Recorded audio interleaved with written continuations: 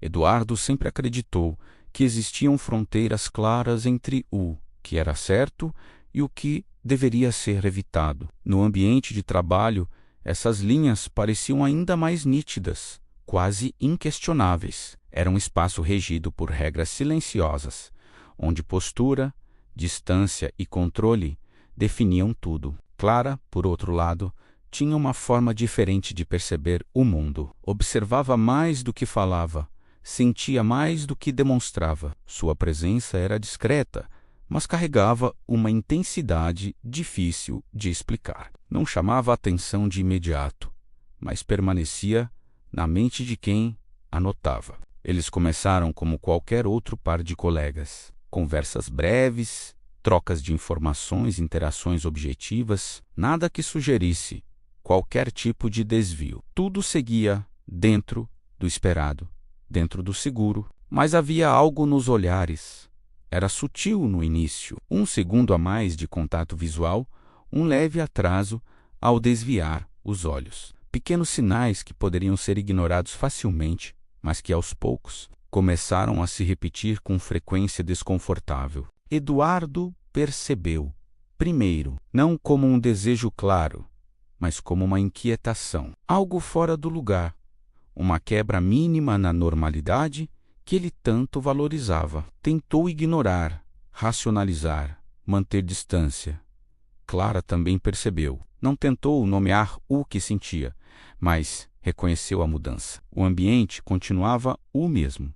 As pessoas eram as mesmas, mas algo havia se alterado entre eles. Com o passar dos dias, a tensão cresceu em silêncio. Não havia palavras que revelassem aquilo, nenhuma conversa direta, nenhuma confissão.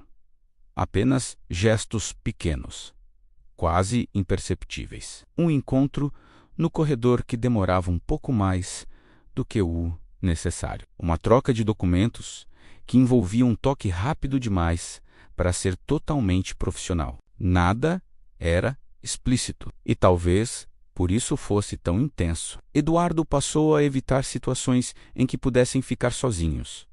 Ajustava horários, mudava rotas, criava desculpas, acreditava que, mantendo distância, aquilo desapareceria com o tempo. Mas não desapareceu. Clara, por sua vez, não fazia movimentos para aproximar, nem para afastar.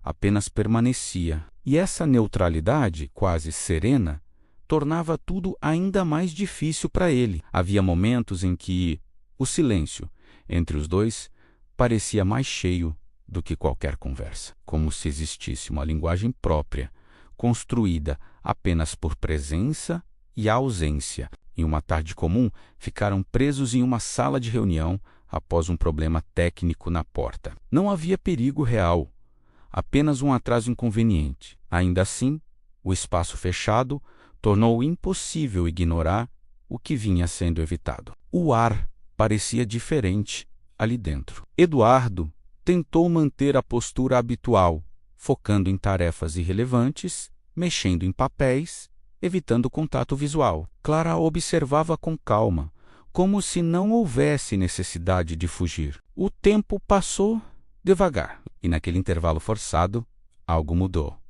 Não houve gesto brusco, nem atitude impulsiva, apenas um momento em que ambos pararam de fingir que não percebiam. Um instante silencioso em que a tensão deixou de ser apenas implícita. Foi nesse ponto que o perigo se tornou claro. Não era sobre o ambiente, nem sobre regras formais. Era sobre o que poderia acontecer se aquele limite invisível fosse ultrapassado. Sobre as consequências que não poderiam ser desfeitas depois. Eduardo sentiu isso com intensidade. Pela primeira vez, não era apenas desconforto, mas escolha: permanecer no controle ou ceder ao que não podia mais negar. Clara também entendeu. E diferente do que ele esperava, não havia impulsividade em seu olhar. Havia consciência, uma clareza tranquila sobre o que aquilo significava. Quando finalmente saíram da sala, nada havia acontecido. E, ao mesmo tempo, tudo havia mudado. Nos dias seguintes, a dinâmica entre eles se transformou. Não havia mais tentativa de negar completamente o que existia, mas também não havia avanço. Era um equilíbrio delicado entre proximidade e contenção. O desejo, antes difuso, agora era reconhecido, mas não era seguido. Eduardo passou a enxergar a situação com mais profundidade. Não se tratava apenas de atração, mas de tudo o que vinha junto com ela. Responsabilidades, consequências, histórias pessoais que não podiam ser ignoradas. Clara, por sua vez, manteve a mesma postura serena. Não pressionava, não recuava, apenas respeitava o espaço que existia entre o que era sentido e o que poderia ser feito. Com o tempo, ambos entenderam que a intensidade não estava no que acontecia, mas no que era contido, no limite que escolhiam não ultrapassar. Era ali que o toque proibido ganhava força, não no contato em si, mas na possibilidade dele, na escolha consciente de parar antes, na tensão que permanecia, mesmo sem resolução. E foi exatamente isso que definiu aquela história. Não houve rompimento dramático, nem entrega impulsiva, apenas uma decisão silenciosa, construída aos poucos, de não atravessar a linha que ambos sabiam existir. Eles continuaram trabalhando juntos. As interações voltaram a ser objetivas, controladas, profissionais, mas nunca mais foram completamente neutras, porque algumas experiências não precisam acontecer para deixar marcas.